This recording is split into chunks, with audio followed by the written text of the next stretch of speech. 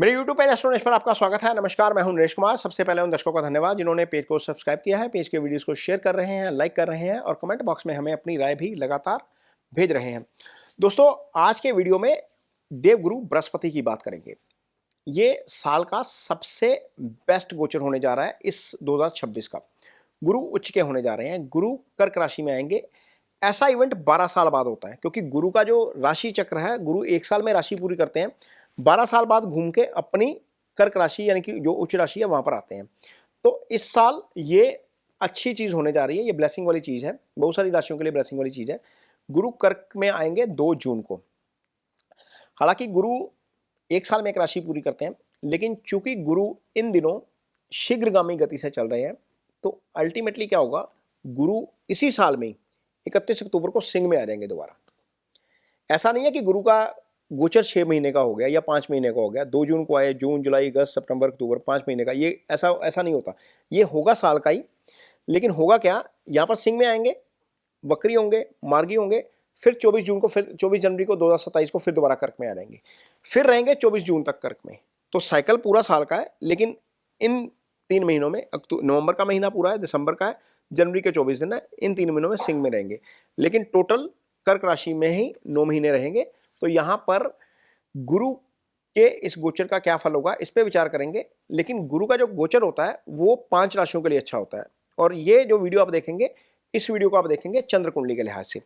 गुरु का गोचर कुंडली में दूसरे भाव में, 5वें भाव में, 7वें भाव में, 9वें भाव में और 11वें भाव में अच्छा होता है।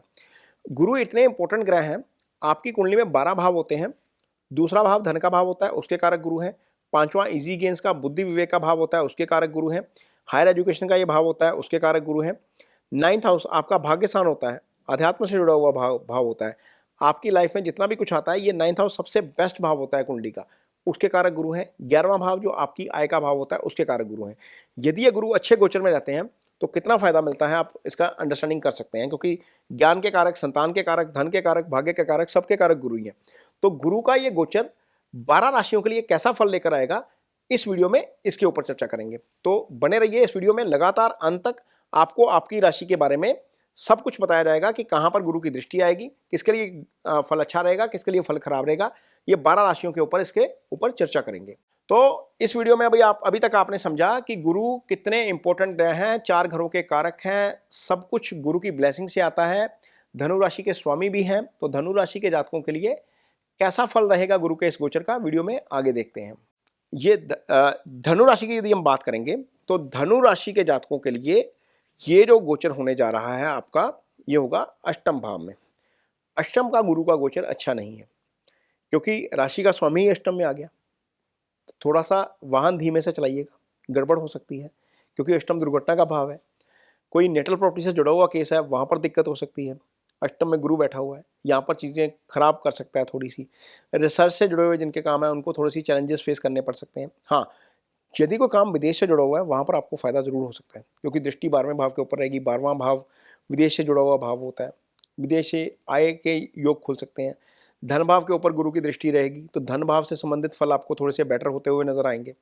कोई काम आपका इमिग्रेशन का है, कोई फॉरेक्स का है, कोई विदेश से काम करते हैं आप, कोई एमएनसी के लिए काम करते हैं, कोई इंपोर्ट एक्सपोर्ट का काम करते हैं, वहाँ पर चीज़ें आपको थोड़ी सी बेटर होती हुई नजर आएंगी। और इसके अलावा कोई प्रॉपर्टी खरीदने की प्लानिंग है, वहाँ पर चीज़ें आपको थोड़ी सी बेटर होती हुई नजर आएंगी, क्योंकि 4th हाउस के ऊपर गुरु की दृष्टि रहेगी। मदर की हेल्थ से जुड़ा हुआ यदि कोई इशू है, वहाँ पर हो सकता है कि बहुत सारी चीज़ें पॉजिटिव होती हुई नजर आएँ। तो ये पॉजिटिव भी रहेगा, लेकिन नेगेटिव भी रहेगा। दुर्घटना हो सकती है, रिसर्च से जुड़े हुए कामों में आपको चैलेंजेस फेस करने पड़ सकते हैं, क्योंकि अष्टम का गोचर गुरु का अच्छा नहीं होता। आपकी तो राशि का स्वामी अष्टम में आ गया, यहाँ पर आपको थोड़ा सा चैलेंजेस फेस करने पड़ सकते हैं।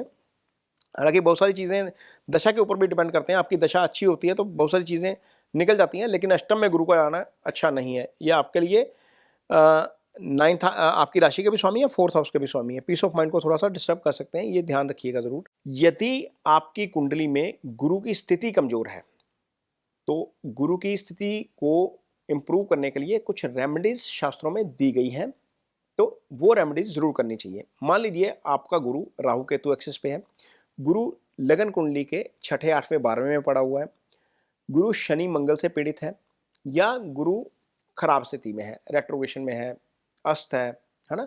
तो आपको गुरु की रेमेडीज जरूर करनी चाहिए।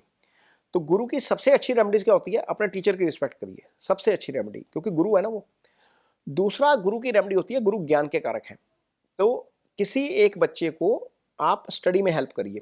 कोई मैटर नहीं करता कि आप किस तरीके से हेल्प कर रहे हैं, आप उसको अपनी नॉलेज शेयरिंग के रूप में भी कर सकते हैं। कोई बच्चा मान लीजिए को पढ़ना चाहता है, उसको आपके पास समय है, आप उसको एक सब्जेक्ट में असिस्ट कर सकते हैं, कुछ भी कर सकते हैं।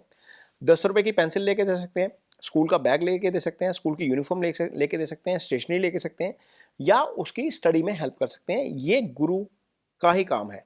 किसी को ज्ञान देना, किसी को ज्ञान में हेल्प करना, ये गुरु का काम है।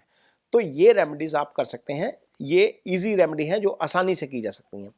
अदरवाइज गुरु के जो मंत्रास होते हैं, ओम ब्रह्म बृहस्पताय नमः, उसका जप किया जा सकता है। 1 माला डेली करिए, वो आपके लिए अच्छा है। पीली वस्तुओं का दान किया जा सकता है, पीले फूल दान किए जा सकते हैं, पीला कपड़ा दान किया जा सकता है। ये गुरु की रेमेडीज होती हैं। या फिर आप ये कर सकते हैं कि गुरु का स्टोन पहन सकते हैं। यदि बहुत कुछ नहीं करना चाहते, आपके पास पैसा है, तो पुखराज पहन लीजिए इस इंडेक्स फिंगर में। लेकिन पुखराज तभी पहनिएगा यदि आपकी कुंडली में गुरु 6, 8, 12 में नहीं बैठे।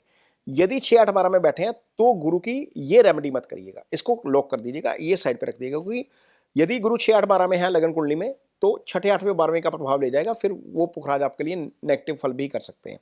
तो ये कुछ गुरु की रेमेडीज हैं जो आपको करनी चाहिए यदि कुंडली में गुरु की स्थिति अच्छी नहीं है।